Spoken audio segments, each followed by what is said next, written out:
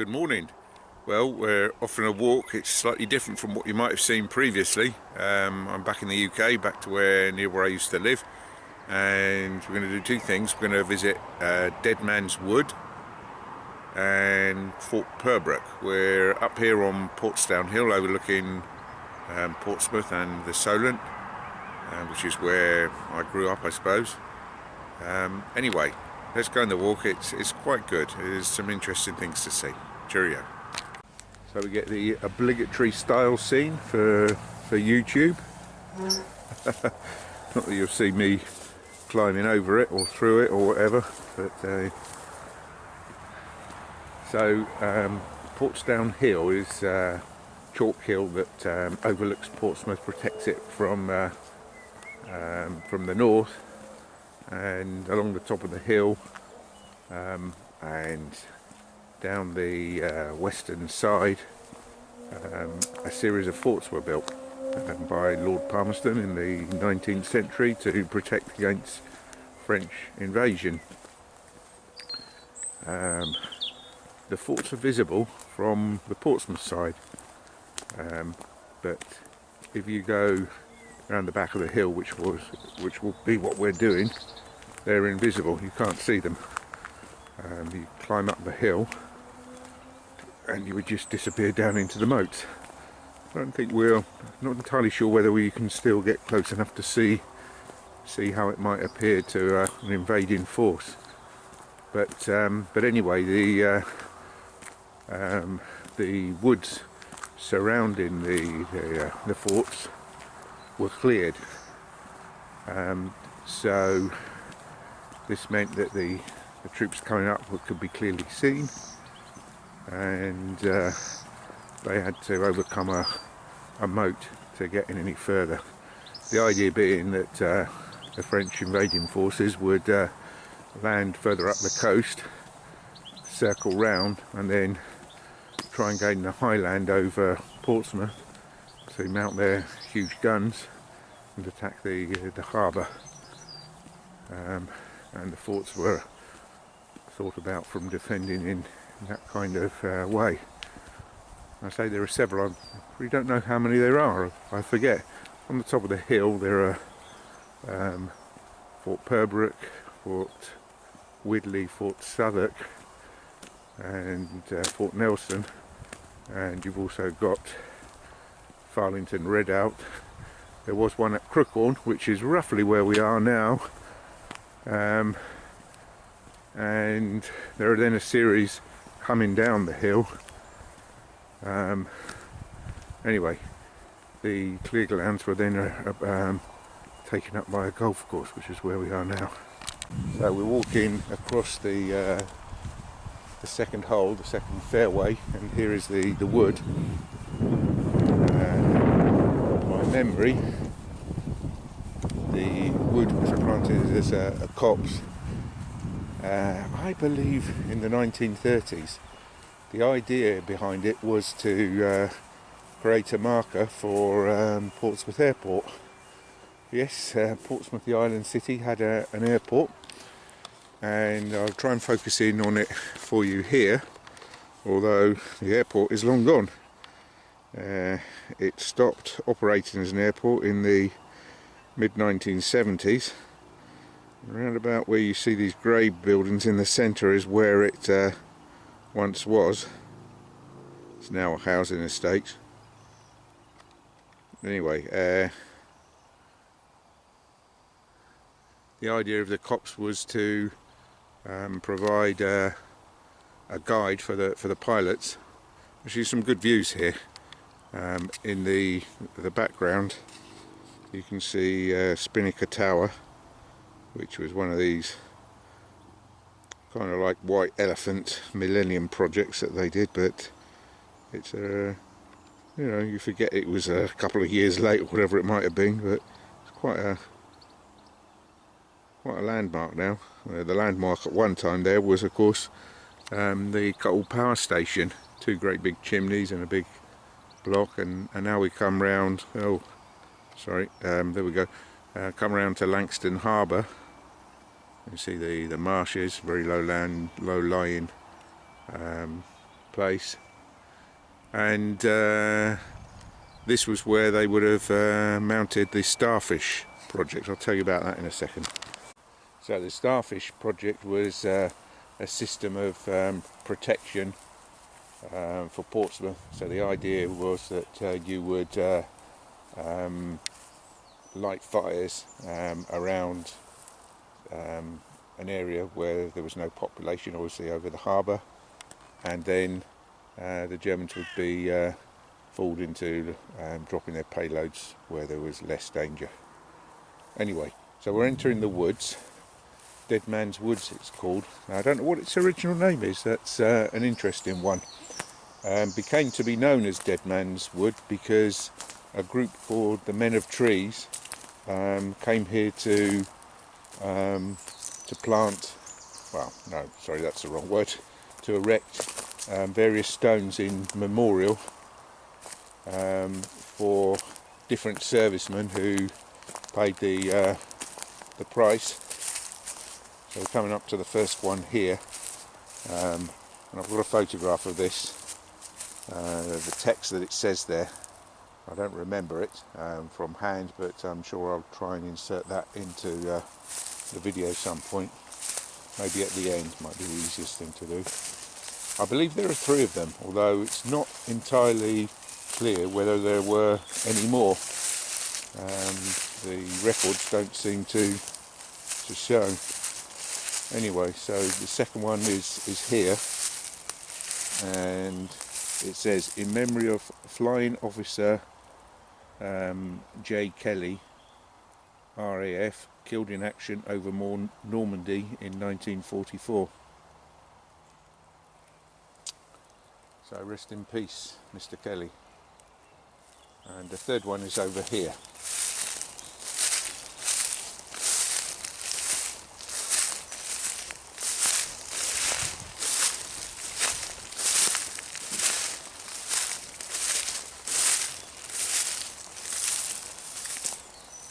Some nice holly bushes here. This one says, these trees were planted by the Men of Trees in perpetual memory of the sons of Hampshire who made the supreme sacrifice in Korea.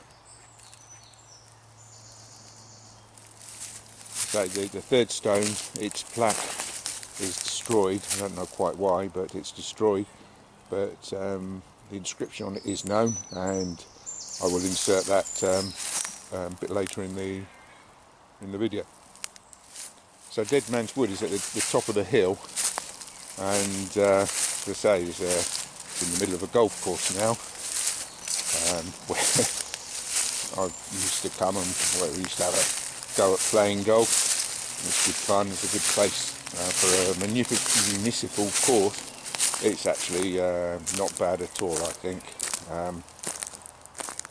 But anyway, we would come up here and play wide games, which are kind of like military kind of games with the scouts, and there'd always be some kind of mad scientist based in here, and we had to wrestle some artifact off him to win the game. Great memories. So we're walking around to the northern side, and the golfers are out fairly early. I think it's around about 8:30 now.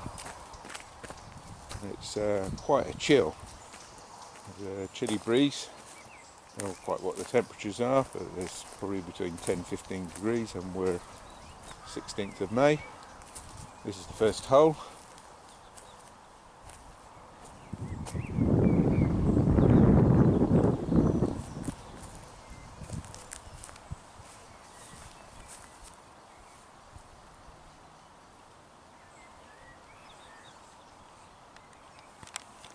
There's some people been out early. That's the must be the 8th or the 9th down there on the green, teeing off just on the left.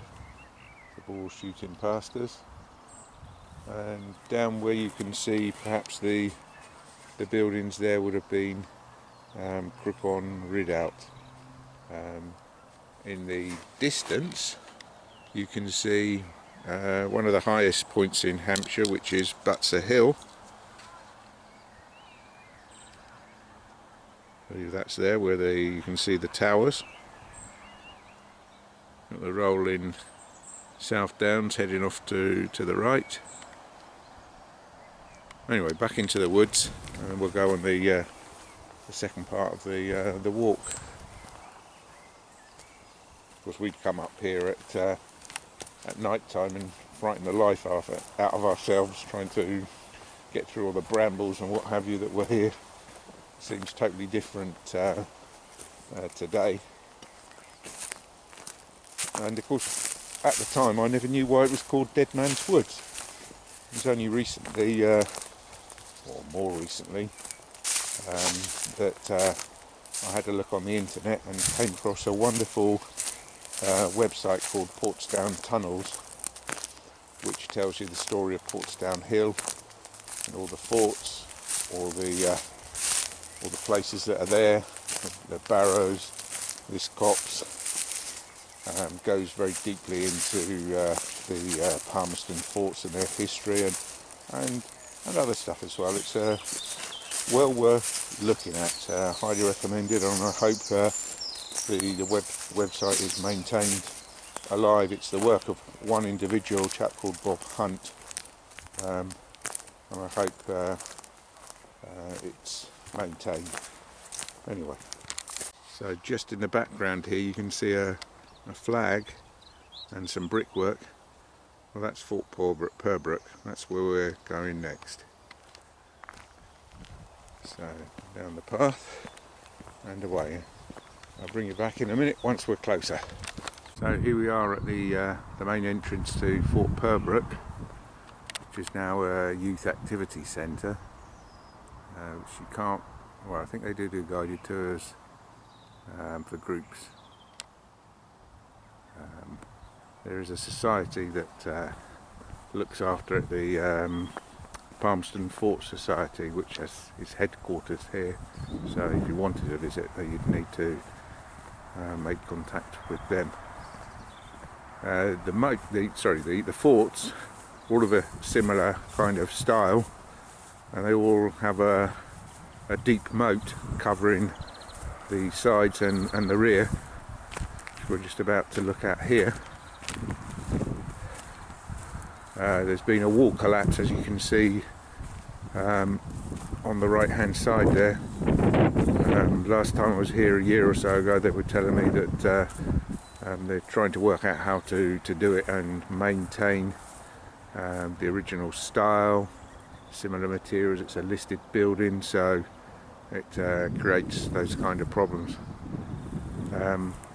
We used to come here, well, I used to come here with my dad originally, and the forts were just abandoned. You could just walk in.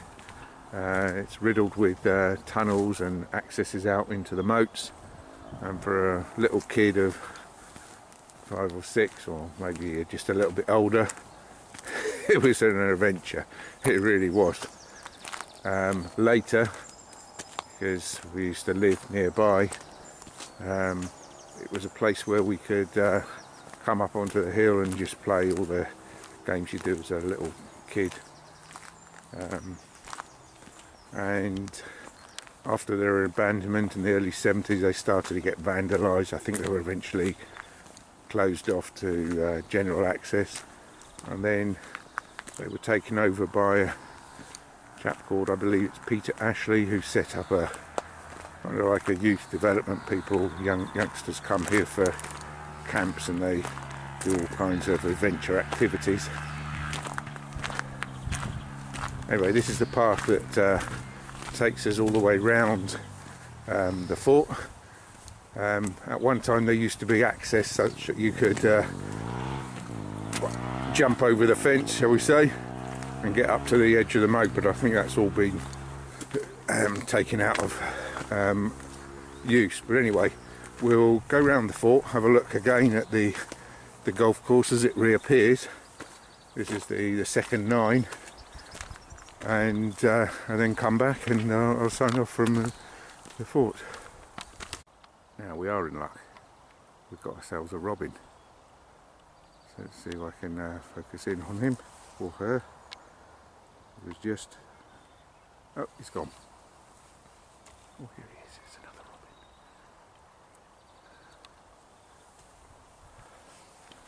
robin. Oh, we should be on robin alert, I think. That was 2. So you can just see the big clump in the background there. That's Deadmans Wood, where we've just been. Not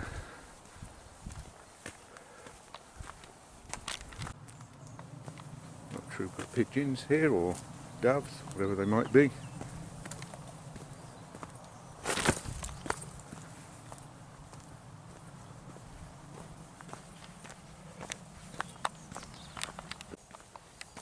Well, it's a lovely walk if nothing else.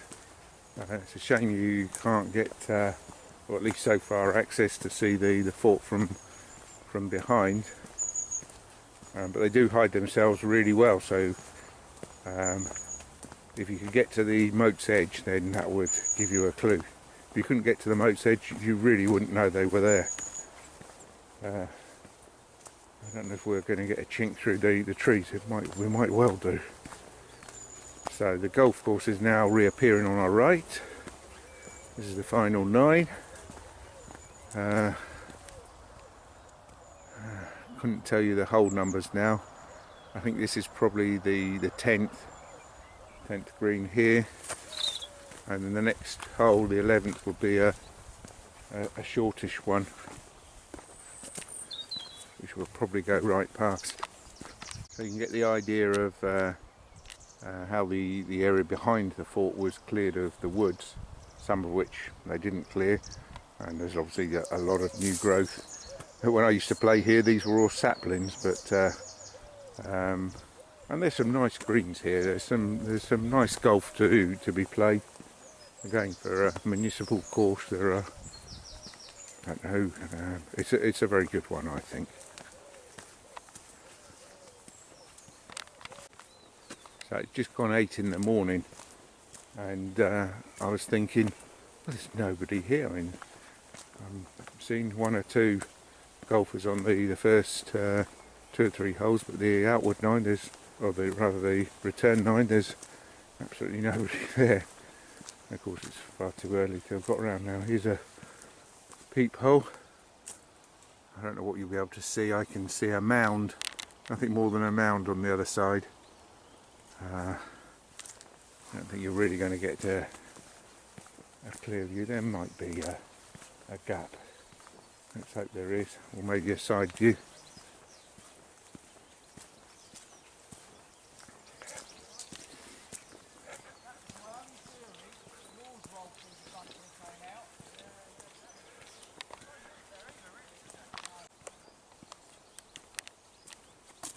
So we're just coming round the corner, and this is kind of like bringing back memories here. I'm trying to recall what the layout of the course is.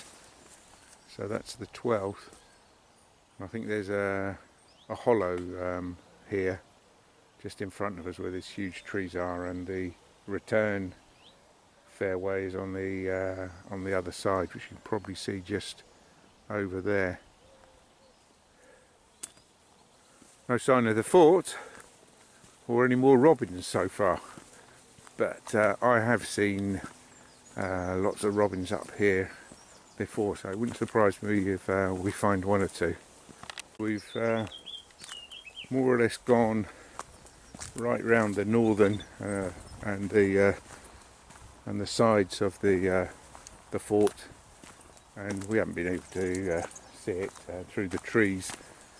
You can see a glimpse of the shape, but it'd be impossible to try and capture that on camera. And now the city is opening up behind us, and we'll go round to the fort and have a look at the other side of it. We might get a view through here. Oh, there you do. Oh, we get a rabbit as well. So this gives you this is the idea that I wanted to project. You just see a mound. If you look up carefully, you can see what looks to be a brick wall projecting from the fort. I think that's called a carponnier.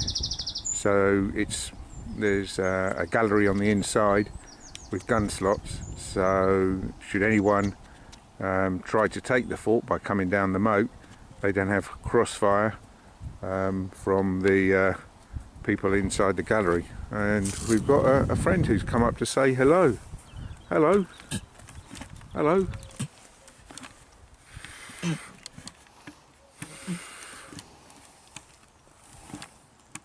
You're cleaning your teeth, are you? You're a big boy, aren't you? Look at you. Going to be doing the 3:30 at Goodwood, or is it Fontwell today? Or is it neither? I think you've gone stir crazy, haven't you? You're going to be breaking down that fence. Anyway, I'm heading off down this way. You coming with me?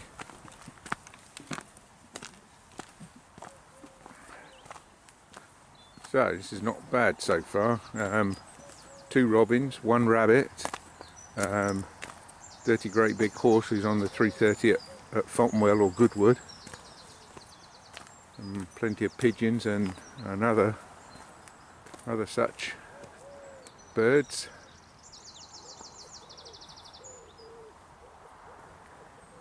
And you got the now here's something. Always spot a chimney. This one is the from the, I believe it's the sewage plant that once was leading out into the Solent. By the side of that, as far as I recall, you've got the Eastney pumping station, which is a beam engine. I think it's occasionally steamed. I don't know, a long time since I've been there, inside that is. So we're coming round to the axis. Another rabbit for us. There we go. Wonder he's going to move. Wonder if he knows he's being seen. Anyway, we'll see you later, Mr. Rabbit, or not.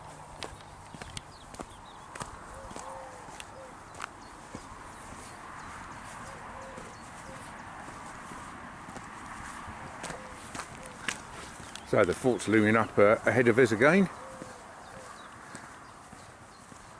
and we're going to get a good view over the moat at this side.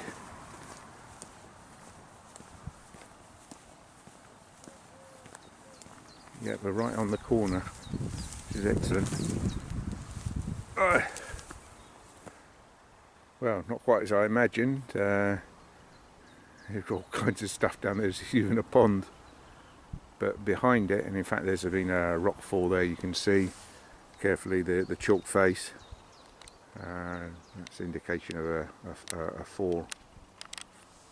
You can see the depth of it. I'm told, and I don't know if this is true, that they were at one time much deeper, and then they were filled in order that military equipment, tanks and trucks and whatever, could be hidden away in preparation for the D-Day landings.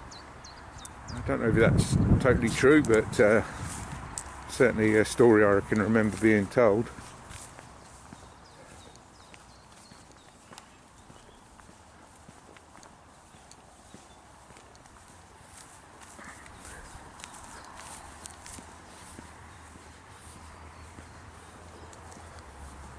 Last time I was here, you could see sheep grazing up the top. I don't know if something they have normally. By the looks of things, there's a trig point as well. Let's go and have a closer look at the gate.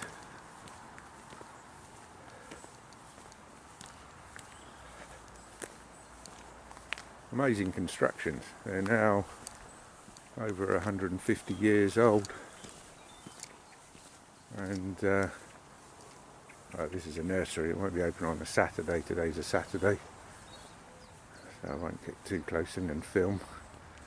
But I've been told, it's a real struggle to keep them maintained. and maintain their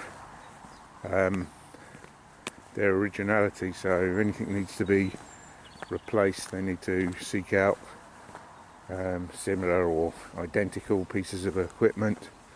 Can't drill on the bricks, you have to drill through the mortar, and a whole series of things that they have to comply with. But anyway, it's good to see it's being made use of. It's not a museum, just a museum. Kids are having their adventures. They're a bit better organised than the ones that I had when I was a kid, but I think it's good to make use of them. Across the top of the hill, I told you there were several. Fort Widley, I think, got stables, not sure. Fort Southwark, I'm not sure. At one time, it was right by the MOD base that's there. It's still there, but far reduced. And I think the military was still there, the Navy or intelligence was still there. And then Fort Nelson is the Armouries Museum, which is well worth a visit. So here we are at the main entrance, where I suppose I'll sign off. So, signing off from Fort Purbrook. It's been an interesting walk, Deadmans Wood, a walk around the fort, seeing the golf course. Great memories for me, exploring here with my dad and in my childhood as well. So yeah, hope you enjoyed it. I certainly have. See you again on another one. Cheerio.